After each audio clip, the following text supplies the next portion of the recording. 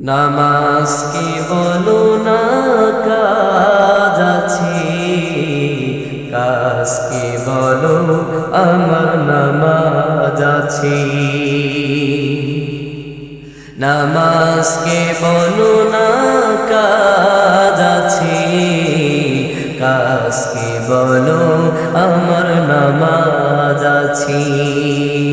নামাজ বিহীন পরপারে কি জবাব দিবে তুমি প্রভুর কাছে।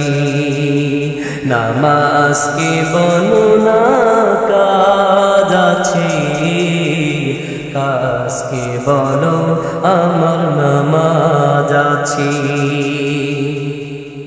ফজর কাটে ঘুমের ঘরে, জোহর কাজে কাজে, আসর কাটে খেলাধুলায়, মাগরিব মাঝে মাঝে, ইশার সময় হয়ে এলে থাকো তুমি দুনিয়ার পিছে। নামাজ কে বলো না কাজ আছে, কাজ কে বলো আমার নামাজ আছে।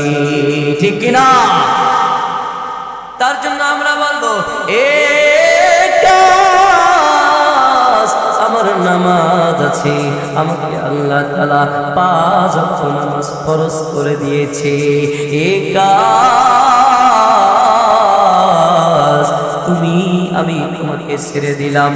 মুয়াজ্জিন যখন ডাকবে আল্লাহু আকবার আল্লাহু আকবার আল্লাহু আকবার আল্লাহু আকবার বলে ডাক দেয়, সঙ্গে সঙ্গে তুমি মসজিদের দিকে রওনা হও, মসজিদের দিকে রওনা হও।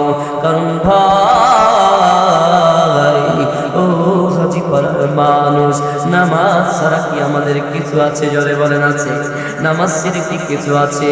না না, নামাজ ছাড়া আমাদের কিছুই নাই। এই নামাজ,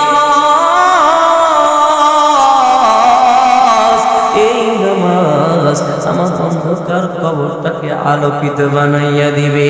এই নামাজ আমাকে জান্নাতের রাস্তায় নিয়ে যাবে। তার জন্য আমরা 5 ওয়াক্ত নামাজ পড়ব তো ইনশাআল্লাহ। 5 ওয়াক্ত নামাজ পড়ব তো আল্লাহ তাআলা যেন আমাদেরকে 5 ওয়াক্ত নামাজি বানায়। এই মুসলমান, এই 5 ওয়াক্ত নামাজ আমাদেরকে কবরের শান্তিতে রাখবে। দুনিয়ার কিছুই আমাদের সঙ্গে যাবে না, যাবে না। আরো জোরে বলেন যাবে।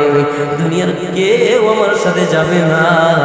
আফসার আলী হাজী আমাদের কাছ থেকে চলে গেছেন, তিনার ধন সম্পদকে নিয়ে গেছে, না নিয়ে যান নাই, সন্তানদেরকে নিয়ে গেছেন, না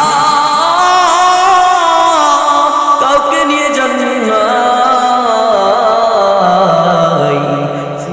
ওই যে সাদা কাফন কান নিয়ে কবরে গেছে, একমাত্র সাথী হয়েছে তার ওই যে সাদা কাফন কান সাথী হয়েছে, সন্তান সাথী হইল না, সন্তান আপন হইল না,